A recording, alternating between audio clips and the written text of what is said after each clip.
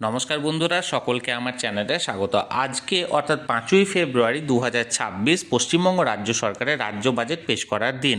আজকের এই বাজেট পেশে সরকারি কর্মচারী এবং পেনশনারদের জন্য দুটি সুখবর ঘোষণা করা হতে পারে। কি কি দুটি সুখবর এবং সুখবরের ফলে কতটা উপকৃত হতে চলেছেন সরকারি কর্মচারীরা, সকল কিছু আজকের ভিডিওতে বিস্তারিতভাবে আলোচনা করব। ভিডিওটি সরকারি কর্মচারী এবং পেনশনারদের জন্য অত্যন্ত গুরুত্বপূর্ণ, তাই প্রথম থেকে শেষ পর্যন্ত অবশ্যই ধৈর্য সহকারে দেখবেন এবং ভালো লেগে থাকলে অবশ্যই একটি লাইক করবেন এবং সকলের সঙ্গে শেয়ার করবেন। আর সেই সাথে চ্যানেলে প্রথমবার হলে অবশ্যই চ্যানেলটিকে সাবস্ক্রাইব করে রাখবেন। তাহলে চলুন আমরা বিস্তারিত জেনে নিই।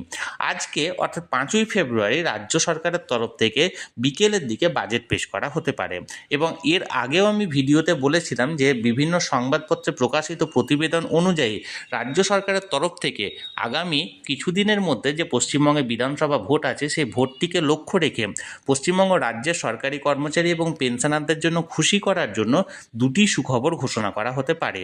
কি কি দুটি সুখবর? প্রথমটি হলো রাজ্য সরকারি কর্মচারীদের জন্য এক কিস্তি ডিয়ারনেস অ্যালাউন্স ঘোষণা, যেটির পরিমাণ 4 থেকে 6% পর্যন্ত হতে পারে, এবং অপরটি হলো রাজ্যের সরকারি কর্মচারী এবং পেনশনারদের জন্য সপ্তম বেতন কমিশন গঠন করা। সপ্তম বেতন কমিশন গঠন করার যে কারণটি সেটি হলো এর আগে যে ষষ্ঠ বেতন কমিশন গঠন করা হয়েছে, অর্থাৎ বর্তমানে যে ষষ্ঠ বেতন কমিশন চালু আছে সেটার মেয়াদ 2025-এর 31শে ডিসেম্বর শেষ হয়ে গেছে। তাই নতুন করে বেতন কমিশন গঠন করার প্রয়োজনীয়তা আছে। এর পাশাপাশি যেহেতু কেন্দ্রীয় সরকারের তরফ থেকে কেন্দ্রীয় সরকারি কর্মচারী এবং পেনশনারদের জন্য অষ্টম বেতন কমিশন ইতিমধ্যে গঠন করা হয়েছে, সেই দিকে সামঞ্জস্য রাখার জন্য এবং সরকারি কর্মচারী এবং পেনশনারদের ক্ষোভ সামাল দেওয়ার জন্য এই বছর সপ্তম বেতন কমিশন গঠন করা হতে পারে। এবং যেহেতু সামনে কিছুদিনের মধ্যে বিধানসভা ভোট রয়েছে, এই বিধানসভা ভোটটিকে লক্ষ্য রেখে সপ্তম বেতন কমিশন ডিএ ঘোষণার পাশাপাশি ঘোষণা করা হতে পারে।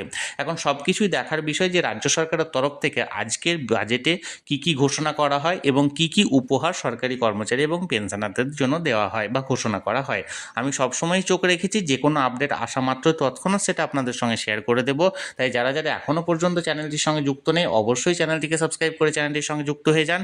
আর এই ভিডিওটি ভালো লেগে থাকলে অবশ্যই একটি লাইক করুন এবং সকলের সঙ্গে শেয়ার করুন। আর সেই সাথে অবশ্যই চ্যানেলটিকে সাবস্ক্রাইব করে রাখুন। ধন্যবাদ, দেখা হচ্ছে পরের ভিডিওতে।